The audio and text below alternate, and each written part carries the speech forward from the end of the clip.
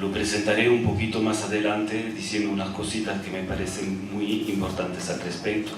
Bueno, Fred Rohner, que ha sido, como dicen los mexicanos, mi compinche en esta loca aventura, y que creo que por delante tenemos años de colaboración, porque realmente ha sido un trabajo muy muy grato con él.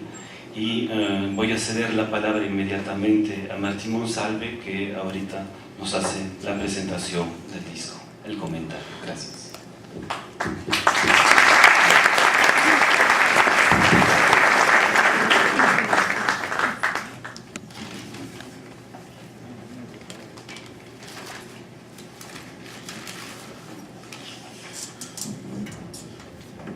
Buenas noches, miembros de la mesa, buenas noches a todos.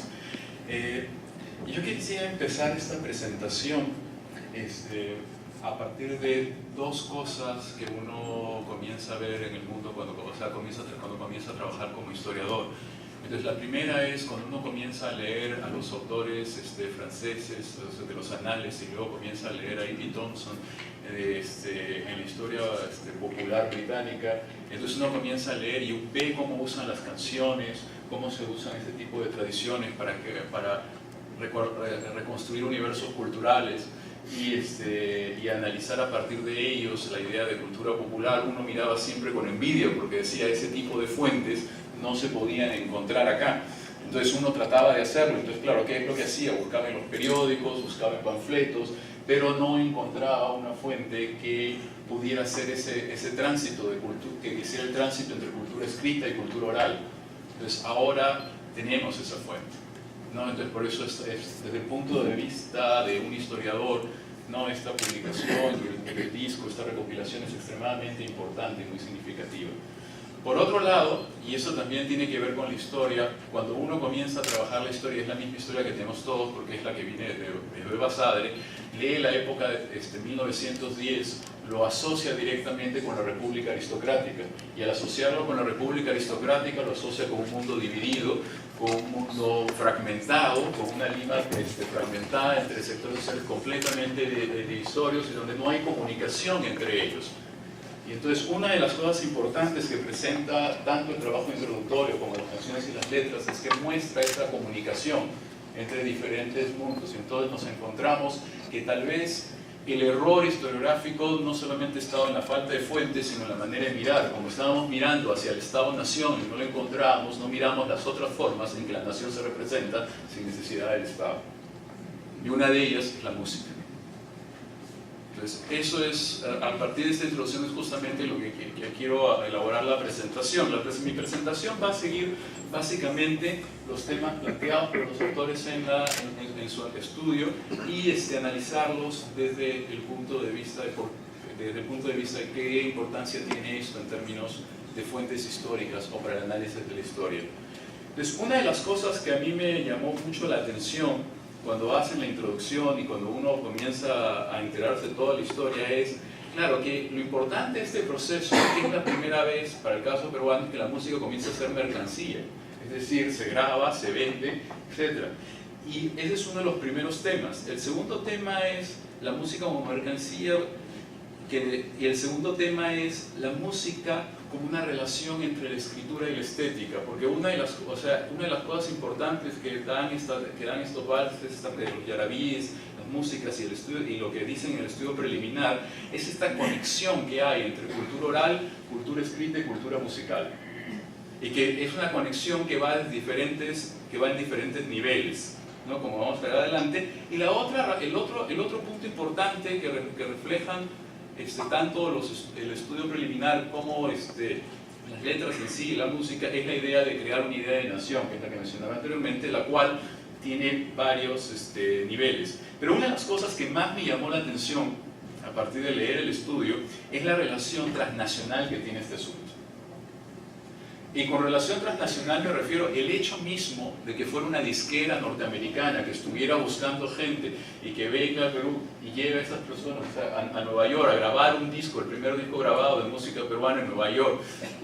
Eso crea el primer mecanismo transnacional, pero no solo es eso, sino que parte de las letras y las formas están inspiradas en zarzuelas, en música de diferentes partes de Latinoamérica, lo que habla de una conexión cultural, ¿no? que se va llevando a través del continente.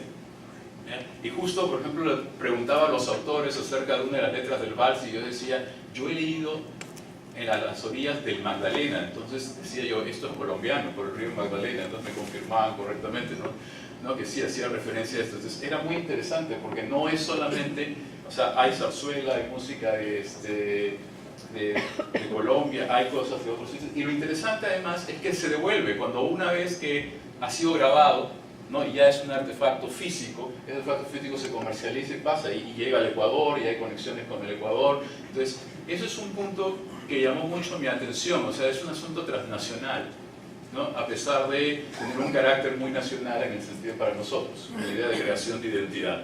Entonces, yendo con esos puntos, uno de los puntos que los autores resaltan y que a mí me pareció muy importante en este estudio introductorio es la idea de la tecnología, porque eso es un punto que se pierde de vista, o sea, la tecnología para hacer los discos, para poder grabarlos y para tener tipos especiales de sonido, ¿no? Y entonces cambia la forma de escuchar música.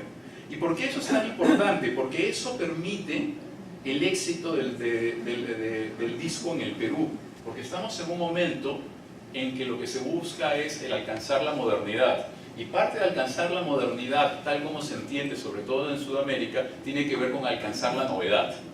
Y entonces el hecho del disco va a una novedad, y por eso es que aparecen variedades, ¿no? Por la representación de la novedad. Ahora, aquí sí yo quiero hacer una diferenciación con los autores. En variedades, esto efectivamente iba a aparecer, y variedades, contrariamente a lo que se piensa, no es necesariamente una revista de arte, justamente es una revista que trata de recoger cuestiones, asuntos de cultura popular para transformarlas en un discurso nacional que ellos llaman más moderno, ¿no?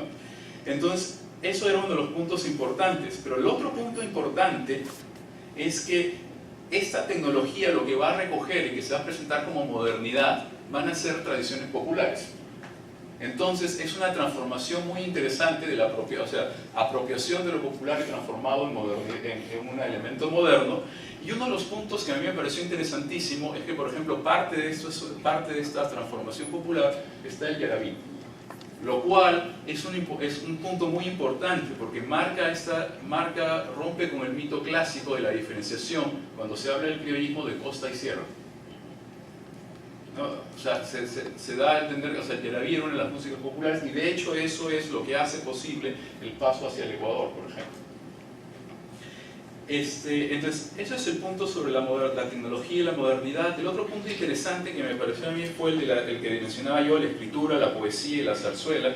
Y aquí es interesante porque aquí se combina cultura escrita con cultura popular y transnacionalismo, ¿no? Porque es la zarzuela, que es muy popular, pero también vienen a través de la zarzuela, llegan al Perú, y eso es uno de los caminos, llegan las poesías de mexicanos y textos de poetas mexicanos o de poetas colombianos que van a ser luego readaptados aquí. Y también nos habla de todo un comercio a partir de la música, porque lo que es oral, ¿no? Lo que se escucha lo que se escucha se va a escribir, y entonces aparecen los almanaques, el cancionero de Lima, todo por el estilo, con lo cual las cosas van transitando de un lugar a otro y transformándose. Lo interesante es que se van transformando y creando una idea de identidad nacional. Y esta identidad nacional, como bien lo presentan los autores, está relacionada con la guerra con Chile, con Jorge Chávez, pero también con Lima. Entonces hay tres niveles importantes aquí. En el asunto de la guerra con Chile se trata de